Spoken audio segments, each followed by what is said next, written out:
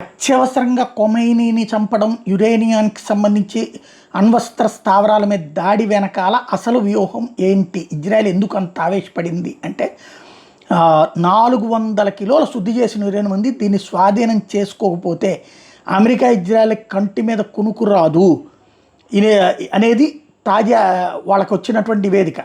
America అధ్యక్షుడు Trump ప్రత్యేక commando బృందాలను ఇరాన్లోకి పంపి శుద్ధి చేసిన యురేనియం స్వాధీనం చేసుకోవడం లేదా ధ్వంసం చేయాలని ప్రతిపాదనలు పరిశీలిస్తున్న సమయంలో ఇరాన్లో గ్రౌండ్ ఆపరేషన్ సాధ్యమేనా అనే సందేహాలు అయితే ఉన్నాయి.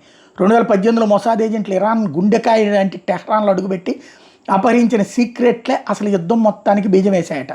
ఇరాన్ న్యూక్లియర్ ఆర్కైన్ రైడ్గా దీనికి పేరుంది.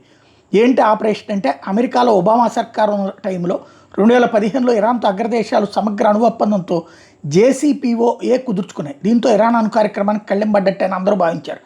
అయితే 2016లో ఇరాన్ రక్షణ మంత్రిత్వ శాఖ దేశవ్యాప్తంగా ఉన్న సంస్థల నుంచి పత్రాలను దక్షిణ టెహ్రాన్ దగ్గర పారిశ్రామికవాడలోని గోడౌన్లోకి జారేసింది. ఈ సమాచారం మొసాద్ హెడ్ క్వార్టర్స్కి వెళ్ళింది. దీంతో అప్రమత్తమైన దాని డైరెక్టర్ SC కోహెన్ ఓ రహస్య ఆపరేషన్ గ్రీన్ సిగ్నల్ ఇచ్చారు. దీన్ని 2018 జనవరి 31వ తేదీని ఫిక్స్ చేశారు. ఆ రోజు అర్ధరాత్రి దాదాపు 20 మందికి పైగా మొసాద్ ఏజెంట్లు టెహ్రాన్లోని గూడౌన్ దగ్గరికి చేరుకుని వాళ్ళ చేతిలోని శక్తివంతమైన టార్చులతో 3600 డిగ్రీల ఉష్ణాన్ని పుట్టించగలవవి. ఈ వేడితో ఎంతటి మందపాటి ఐరన్ సేఫ్నైనా కోసేయచ్చు. ఈ బృంద సభ్యులు ఆ గోడౌన్లోకి చాలా సేఫ్లను వదిలేసి కేవలం 32 ఉక్కు సేఫ్లు మాత్రమే అలవోగ్గా కోసేశారు. వీటిలో తొలుత బ్లాక్ బైండర్ ఫైల్స్ని వెతికి స్వాధీనం చేసుకున్నారు. ఆ పత్రాల్లో అణ్వాయుధ కీలక డిజైన్లు ఉన్నాయి. వీటితో సహా మొత్తం 50,000కు పైగా రహస్య పత్రాలు, 163 కంపాక్ట్ డిస్కులు, ఇతర ప్లాన్లకు సంబంధించిన సామాగ్రిని ప్యాక్ చేసుకుని ప్లాన్ ప్రకారం 6:29 గంటల్లోనే ఆపరేషన్ ముగించి తెల్లవారుజామున 5 గంటల చీకట్లో కలిసిపోయారు. ఉదయం 7 గంటల సమయానికి డ్యూటీకి వచ్చిన గార్డులు అణురహస్యాలు దొంగతనానికి గురైనట్టు గుర్తించారు. అప్పటికే మొసాద్ ఏజెంట్లు అందనంత దూరానికి వెళ్ళిపోయారు. ఇక్కడంతా అప్పటి నుంచి ఇరాన్ అణు కార్యక్రమం మళ్లీ కోలుకోలేదు. ఆ పత్రాల్లో అంతర్జాతీయ అణుశక్తి సంస్థ కన్నుగప్పి ఇరాన్ చేస్తున్న న్యూక్లియర్ ప్రోగ్రాం వివరాలు ఉన్నాయి. తమ కార్యకలాపాలను బయట ప్రపంచానికి తెలియకుండా ఎలా దాచి ఉంచారన్నటువంటి అంశాలు కూడా వివరించున్నాయి. టెహ్రాన్ దగ్గర వరమిస్ నగరంలో పాత అణు ల్యాబ్ నుంచి కొన్ని పరికరాలను ఇతర ప్రాంతాలకు తరలించినట్టు తేలింది. వీటిలో కొన్ని టెహ్రాన్ దగ్గర తుర్కుజబాద్ సమీపంలోని భవనానికి తరలించారు. ఇది మొసాద్ ఆపరేషన్ చేసిన గోదాములకు సమీపంలోనే ఉంది.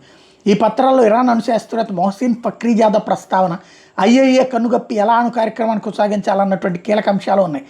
ఇజ్రాయెల్ ప్రధాని నెతన్యాహు అదే ఏడాది ఏప్రిల్లో ప్రెస్ మీట్ పెట్టి ఇరాన్ అణు సీక్రెట్లను బయటగతం చేశారు.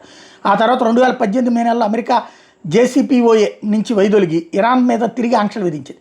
అప్పటి నుండి జరుగుతున్న అణు చర్చలు మళ్ళీ ముగింపుకు రాలేదు. హమాస్ ఆపరేషన్ అల్ అక్సాతో ఇజ్రాయెల్కి బలమైన కారణం దొరికింది.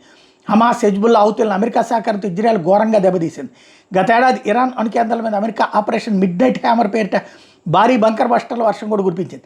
టెహ్రాన్ అణుక్షేపణి బాలిస్టిక్ మిసైల్ ప్రోగ్రాం దెబ్బతీసింది. అప్పుడు 400 కిలోలు శుద్ధి చేసిన యురేనియం జాడ గల్లంతైంది. ఇది అణు కేంద్రాల శిథిలాల్లో కూరుకుపోయినట్టు అంతా భావిస్తున్నారు. ఆ తర్వాత కూడా చర్చలు మొదలైన ఫలప్రదం కాలేదు. దీంతో Israel operation rising lion, America operation epic ప్యూరిల్ని ఏకకాలంలో చేపట్టింది. ఇరాన్ సుప్రీం నేత ఖమేనీ సహా 40 మందికి పైగా కీలక నేతలను అంతం చేసింది. కనీసం 200 కిలోలు శుద్ధి చేసిన యురేనియం ఇస్ఫహాన్ అణు కేంద్రం దగ్గర ఉన్నట్టు ప్రస్తుతం ఇజ్రాయెల్ బలంగా అనుమానిస్తుంది. ఇస్ఫహాన్లోని భూగర్భ సొరంగాలు ఇది ఉండొచ్చని భావిస్తున్నారు. దీంతోపాటు నతాంజ్ అణు కేంద్రంలో కూడా కొంత ఉండే అవకాశాలు ఉన్నాయి. శక్తివంతమైన రేడియో ధార్మిక పదార్థం స్వాధీనం చేసుకోవడానికి అమెరికా పెద్ద సంఖ్యలో ఆ ప్రదేశాల్లో పదాతి దళాలను మోహరించాల్సి ఉన్నది. దీనికోసం అమెరికా ఇజ్రాయెల్ ప్రత్యేక బలగాలు సంయుక్తంగా ఆపరేట్ చేపట్టే అవకాశాలు ఉన్నాయి. అణు పదార్థాలను స్వాధీనం చేసుకోవడం లేదా పనికి రాకుండా చేయడానికి దళాలకు తగిన శిక్షణ కూడా ఇవ్వాలి.